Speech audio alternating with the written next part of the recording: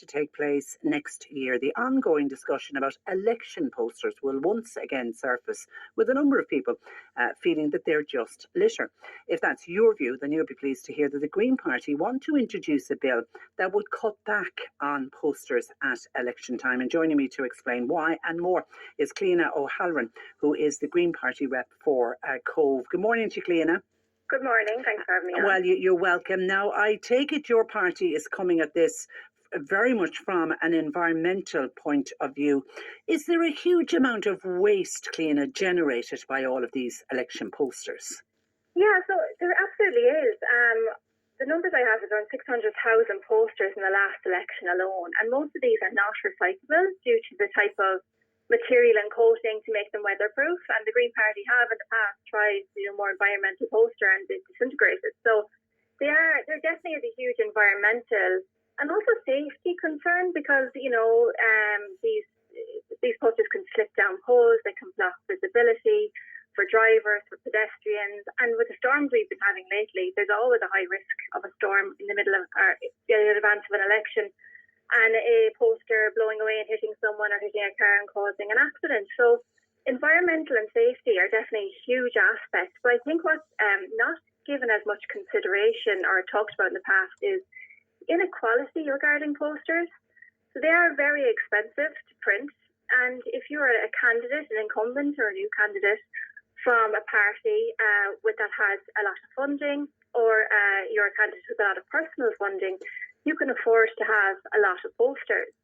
And then for candidates within independent or someone from a minority background who won't have as much support and funding, they're at a greater disadvantage then as a result. So I think what Senator Pauline O'Reilly is really putting forward in her bill around banning these posters is about creating a level playing field for all electoral candidates.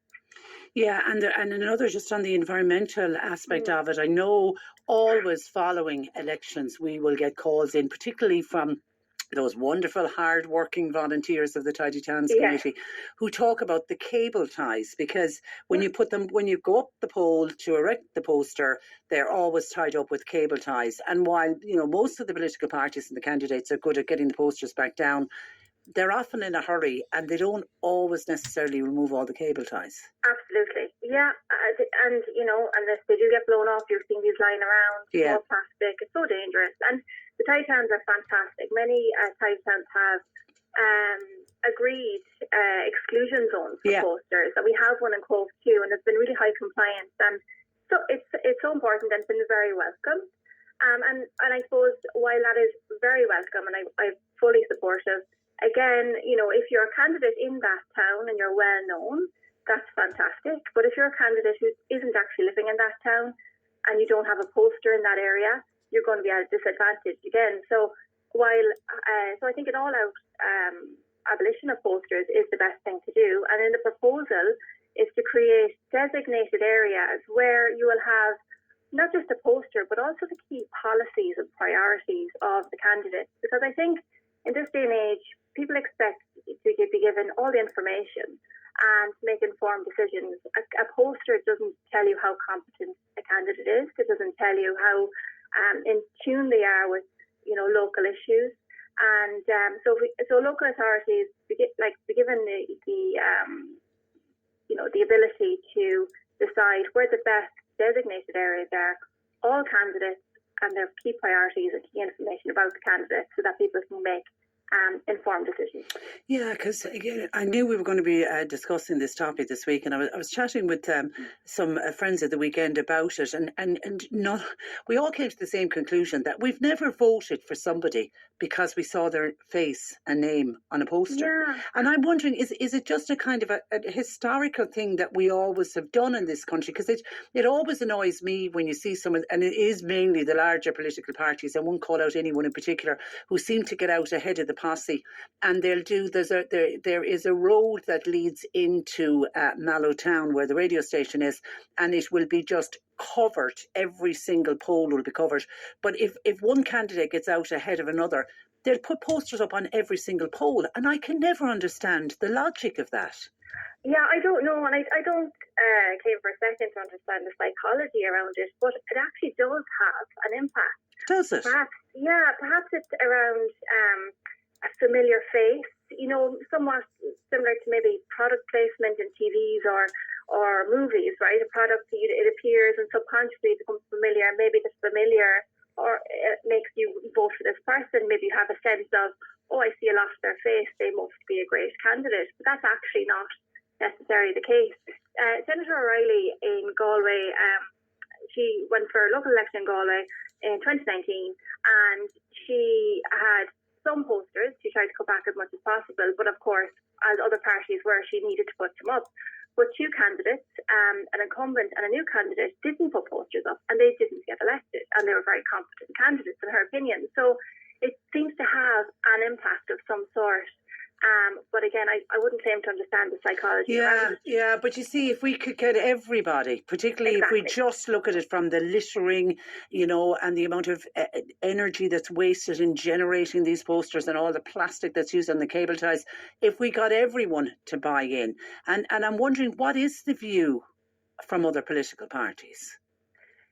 There is, so in the latest Shannon debate on this in 2022, a lot of pushback from the other parties. Was there? Yeah, absolutely. From Sinn Féin, no major position on it from Fianna Fáil and Fine Gael, but a big pushback from Sinn Féin on it. And, again, maybe it's historic. There's a lot of comments that it might take the excitement out of elections. I honestly can't see how that would. I think it's only those closest to it or those going for election who are going to be as excited. I think the general public will just get worn out from it. I think younger people are turning away from it. When we're asking people to be more mindful of littering, of their consumption, of recycling, and then we're littering the countryside with posters. Yeah, and I know a lot of the politicians will say that they do recycle their own posters, in that they'll reuse the same poster, and you certainly can see that sometimes when a poster goes up, you're thinking, that photograph was taken a good few years ago. Yeah, so in fairness, they do try to do that, but there's still an environmental impact with all of the cable ties. Cliona, do you know how do other European countries deal with election posters, or do they all do the same thing? Yeah, many European countries now have moved towards that designated area idea. So they'll pick a common public area. So maybe it's a town hall or an area in, a very central area people tend to gather that they can get to easily. And they'll have one large billboard or a freestanding structure that they can reuse every year. But then they'll have one poster per candidate on that structure, and not only does it give their face, but also their key priorities and policies. Yeah, Harry says he remembers being in the Algarve a number of years ago. He thinks it was coming up to a European election, and in the centre, the town centre, the square, there was this large board that had all of the posters with exactly what you were mentioning, Cliona, what the various candidates were standing for, and he said it was interesting to see people looking and reading what was on the boards. So that's, absolutely, and making an informed decision. Okay, so where is Senator Pauline O'Reilly with? Where is she with this bill? It's the display of election and polling posters bill of 2022. Where are we at with it? It's been through the second stage of the Senate, so I think it needs to go through one final debate before there's a vote taken on it. Yeah, and I saw Senator Pauline O'Reilly talking about back in 2014, so like nearly 10 years ago, 600,000 plastic posters for one election. That's the size of 23 Croke Parks, is what it would feel. It's crazy if you were laying them all out. It's nuts for sure. Okay, listen, Cliona, thank you for that, and thanks for joining us. Thank you. Good morning to you. So your thoughts welcomed on that. Would you be with the Greens on this one?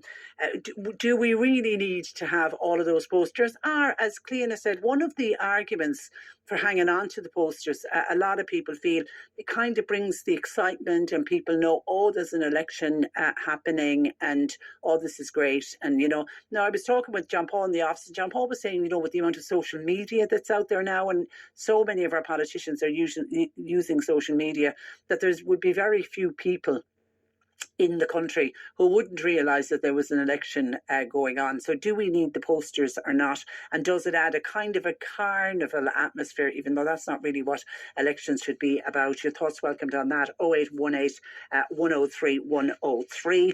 And I want to bring you an